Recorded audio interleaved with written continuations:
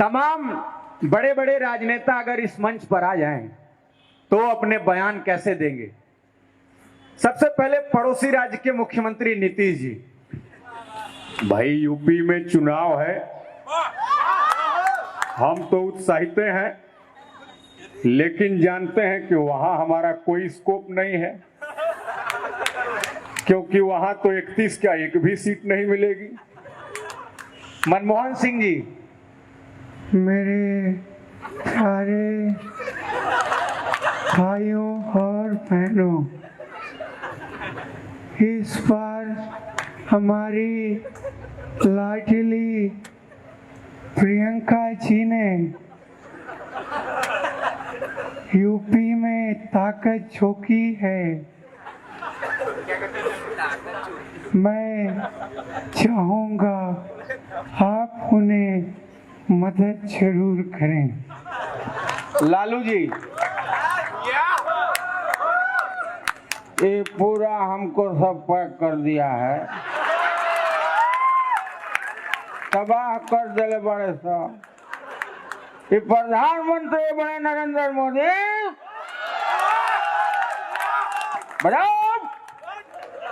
सोचता है यादव को फोड़ो। अरे मोदी जी, यादव को जब भैंस नहीं पटक सकी, नरेंद्र मोदी पटक देगा। तो ईवीएम के ऊपर के नीला बटन को दाबना है, दबाएंगे तो बोलेगा टिंग, मने अब तुहार वोट हो गई, हमार जान थोड़ा घरे जा। उसके बाद अखिलेश जी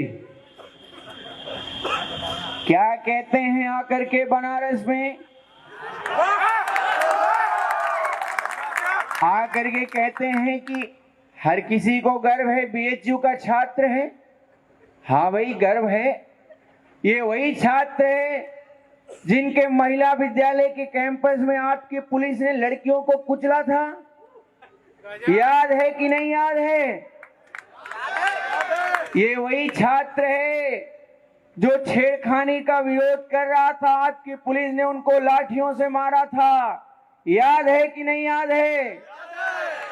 ये वो छात्र है जिसका आदर्श वो नरेंद्र है जो अमेरिका हिंदुओं का प्रचार करने गए थे, वो नहीं जो ट्रम्प का प्रचार करने गए। उसके बाद योगी जी पूरी तरह से उत्तर प्रदेश को शिक्षित और सुरक्षित करने के लिए हमारी सरकार ने कार्य किया है और माननीय प्रधानमंत्री जी के मार्गदर्शन में बनारस में पहले तो गलियां थी और हमने गलियारा भी बना दिया है। हमारे रक्षा मंत्री राजनाथ सिंह जी, निश्चित तौर पर जब कुर्सी की बात आती है उत्तर प्रदेश में, तो कभी कभी हमारा भी मन खिल उठता है। और अब तो हथियार चलाने की हुनर जानने वाला सनी देओल भी पार्टी में आ गया है, तो उसको रक्षा मंत्रालय देकर के हमें भी यूपी का चेहरा बनाया जा सकता है।